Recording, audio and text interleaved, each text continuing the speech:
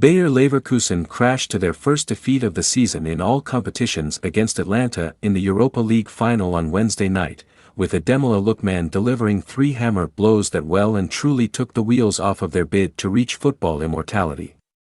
And Xabi Alonso, for all of his excellence this season at the Leverkusen helm, was much to blame. Leverkusen went into their clash against the Italian outfit knowing that a win would leave them with just one more game left in their season to go through all 3 of their competitions, Bundesliga, Europa League and German Cup, unbeaten.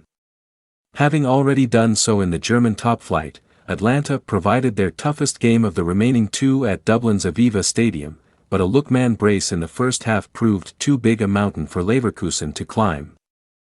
Before his rasping drive as the game petered out delivered the final nail into the unbeaten coffin, Leverkusen looked leggy, and you do wonder if this was just one hurdle too long for them to jump after a grueling season that saw them go 51 games without tasting defeat, but they weren't helped by Alonso when it mattered, an extremely defensive lineup. It was a bizarre starting 11 from Alonso. When the teams were read out, eyes will have lit up at Jeremy Frimpong being the most advanced attacker on the right flank, alongside Florian Wirtz and Amine Adli in attack, but the lack of any real forward options left Leverkusen deserted from the get-go. Jonas Hoffmann, Borja Iglesias, Patrick Schick, Nathan Tella and Victor Boniface all being on the bench is an incredible array of attacking talent to leave out, and that proved to be their downfall. Atlanta's pressing accelerated the tactical blunder, but Leverkusen simply could not get out of their own half.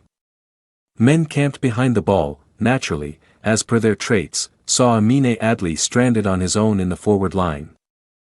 And the majority of Frimpong's touches were right on the touchline as he was unable to latch on to any passes that breached Atlanta's back line. That resulted in Florian Wirtz being the only attacker to drop deep, and when passes to the Bundesliga player of the season couldn't be found, it gave Atalanta all the time in the world to patiently probe their opponents and go 2-0 up with ease.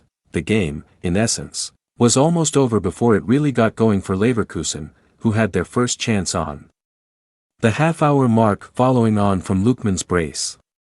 And with a lack of bite to go with their sloppy ball retention in midfield from Granit Xhaka and Ezequiel Palacios, it didn't make for great viewing. Andrich was wasted on the bench. Midfield steel alongside Granit Xhaka could have swung the game Leverkusen's way. For all of Leverkusen's attacking talent on the bench, it was the failure to introduce Robert Andrich from the start that was another blunder from Alonso. The physical midfielder has been imperious for Leverkusen in recent weeks, and having started in each of their last 8 league games, he seemed assert to feature alongside Xhaka in midfield, but Palacios started over him, and that was a doomed decision as his lack of defensive awareness allowed Lookman to steal a march inside 10 minutes. He was caught napping, only realizing his mistake as the Atalanta star made contact with the ball to break the deadlock. And his passing was generally all over the place. Andrich offers a defensive-minded nature, and with Xhaka and Palacios both being similar profiles, there wasn't a game-changer. A decisive figure in Bayer Leverkusen's team would have gone a long way to preventing the Atalanta onslaught, and Andrich offered that. His introduction with 20 minutes to go was much too late. Bizarre substitutions. Alonso got his replacements all wrong. Speaking of substitutions, it was clear to see that Leverkusen needed to bring Josip Stanisic off and drop Frimpong further back whilst getting guile and pace to support Adli in midfield. But whilst Boniface came on, he was ineffective, and the fact that it took Alonso another 25 minutes to introduce an attacking replacement was bizarre to say the least. Leverkusen did look the better side going forward throughout the mid-stages of the second half. And a goal would have set up a grandstand finish that they have been more than well rehearsed in over the past few months, with their late goals continuing the unbeaten run until today.